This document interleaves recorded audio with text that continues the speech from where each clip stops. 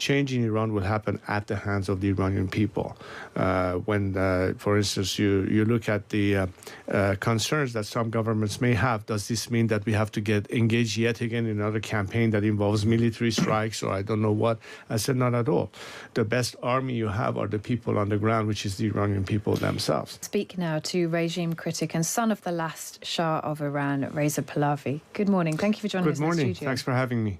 Now, I think it's worth us just taking a step back, because for most people, when they hear about Iran, they think enemy, bad state, not a good player in the world order. How would you characterize Iran's place in the world right now? Well, I'm glad you raised this, because the most important distinction that everybody needs to make is that the Iranian people are not represented by this regime. When you talk about Iran, are you talking about the people of Iran, or are we referring to the regime and what it's done? In 46 years, the track record of this regime has been nothing short of misery and poverty and violence and terror. And it's not representative of the aspiration of a nation that has been the first victim or the first hostage, if you will, of this regime. The aspiration of my fellow compatriots are in line with the same values and principles that the free world enjoys: human rights, equality, non-discrimination, particularly sexual discrimination. As pointed in the intro, the Iranian women were the first victim of this regime. They are treated as second-class citizens. Not to mention elements of repression, discrimination against religions. So the Iranian nation is now looking for an opportunity to free themselves. And I think the moment has arrived. We are talking about a unique situation where the world can be of assistance and help us successful in putting an end to the regime that is the root cause of all the problems we face today, not just in the region, but across the planet. Do you have any way of knowing or measuring how supportive the people who are currently living in Iran would be of regime change? Because what we're talking about would be, it would be a fundamental change. It would not necessarily be simple. We've seen what happened in Afghanistan. There was a suggestion that would be a great moment. It's actually taken women backwards in many cases. What's the appetite for this change? Well, first of all, I think if you concentrate a lot more on what you can easily find on social media and various forms that people manifest their desire or their anger and their protest.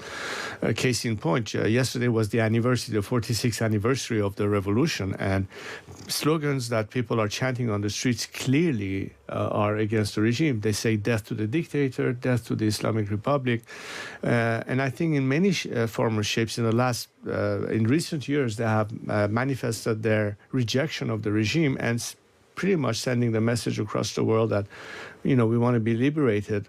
But as you pointed rightfully, certain scenarios that we have seen recently in the area were not necessarily good examples. And in fact, I wanted to stress the point that the change that we seek for Iran has nothing to do with the scenarios of change that we have recently observed. Case in point, Iraq, which was the worst type of handling the situation.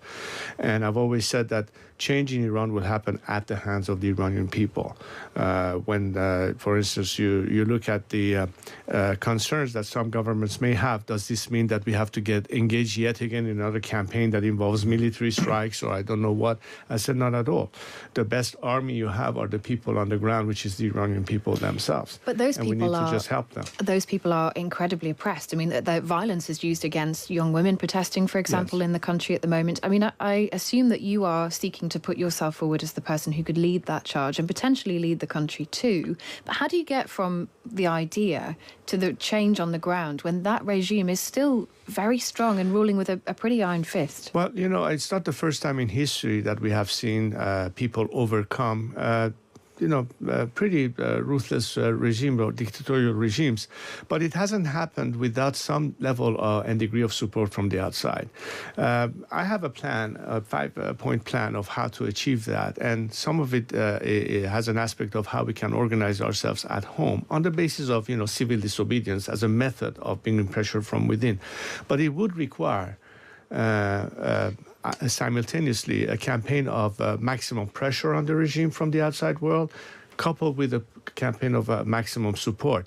Empowerment is always important when you are having people who are defenseless vis-a-vis an extremely repressive regime.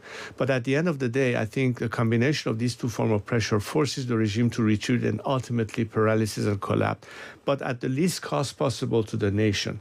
as a means of offering an opportunity for an exit strategy from those who want to peel away from the regime and defect to the other side, which is beginning to happen. And so I presume in that mission, in that cause of yours, Donald Trump, the American president, becomes incredibly important. Have you spoken to him? Do you have his support? Do you think he'd be willing to support you in this? Well, my team has been in touch with the transition team, and I think the people who are now constituting his immediate core group are well aware of the situation in Iran. And I think they understand that the ask and desire of the Iranian people is totally opposite to what this regime represents and does. And it is important to have that element of more pressure, unlike his predecessor, which pretty much ran a campaign of appeasement, which simply emboldened the regime to even become more aggressive. Case in point, the support for Hamas and Hezbollah, and I think October 7th was not a coincidence. On the other hand, when you revert back to maximum pressure, you force the regime into retreat. Is it sufficient? No. Can he do it alone? Perhaps it would be good to also have some allies in this process. And I think at this point we need to see where Europe stands. Are they, behind the curve? And I believe they are to some extent, but catch up to the reality of Iran and people on the ground. This is very important to understand because nobody wants a scenario of conflict and war. But diplomacy has failed for a good reason, because the DNA of this regime simply cannot coexist with the way the free world operates. They simply cannot adjust to that. The Iranian people, on the other hand, can, and they are the solution to the problem. So you're really investing on an alternative rather than kicking the can down the road and prolong the status quo, which will inevitably might lead us to more confrontation should there not be a breakthrough in diplomacy. Yeah. What I suggest, therefore, is that if diplomacy has failed and you cannot expect a different outcome doing more of the same, this time come and invest on the people as your true allies and the alternative, and put an end to the regime, to put an end to all the problems, not just the nuclear threat, but terrorism, radicalism, extremism, and the financing of all these groups. But even with the best will in the world and the people behind you, it would be a conflict. It would be a fought conflict. There would be, there would be a price to pay in lives of overthrowing a regime in Iran at the moment. And you've said you don't believe that Europe has the appetite for it. I think you were banned, or you were not invited to the Munich Security Conference. I think you were later allowed in. I assume that is sort of reflecting what you're saying back. But Donald Trump has said we're not going to get involved in conflicts overseas. I mean, how realistic do you think this prospect actually is? Well, when you always run a campaign, you say a lot of things that once you are in a position, you realize maybe it's not exactly as I thought it would be. One thing I could say about the Trump administration, at least during his first term, is that the type of pressure that was brought on the regime really showed that it had some consequence that put the regime in a bad place. The continuation of this maximum pressure, I think, is important. It's extremely important. But as I said, it's just one component. My mindset and my competitors' mindset is that we need to be able to free ourselves from this regime. In what way can the world be of assistance? And it's more of a campaign of asking the world to empower the Iranian people by helping them more directly. So we have that element that equalizes the playing field vis-a-vis an extremely repressive regime. Are the people willing to risk? They already are. The whole point is that they're already putting their lives on the line, but they are totally abandoned by the rest of the world. It is time now to say, we've tried long enough. We give them this regime enough opportunities to come clean. They haven't, and they're continuing on the same track. Meanwhile, the people say, we are ready to sacrifice our lives to free ourselves. Are you going to be on the right side of history? You talk about repression of the regime currently in place. I have to put this to you because there are those who say that your father ran a very oppressive regime, a dictatorship. There was secret police, that there was torture and executions, that women were treated very badly, that actually there was not very much difference from what is there now. Could you guarantee that the future of Iran would involve nothing like that if you ever were to be in a position of power there? And do you feel any responsibility for what happened before?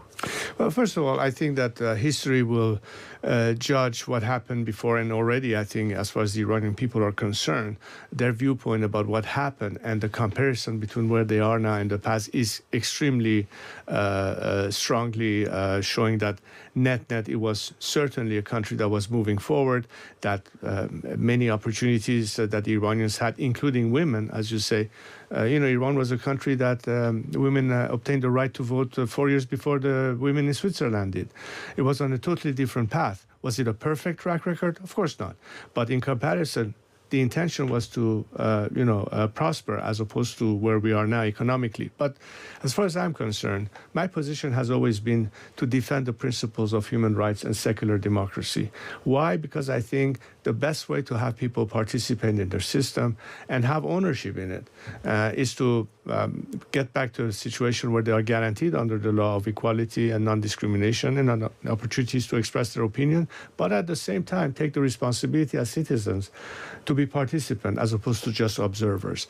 This is the kind of liberalization that Iran needs to culminate our track into getting back on track. And the vision that I have, my plan is not just about changing politics in Iran and give that opportunity, but also a roadmap to Iran's recovery and back on track for prosperity. And that means that Iranian people have to be able to reconnect with the free world, be in a position to make decisions, have the support of whatever is the talent and the expertise that can bring that into place.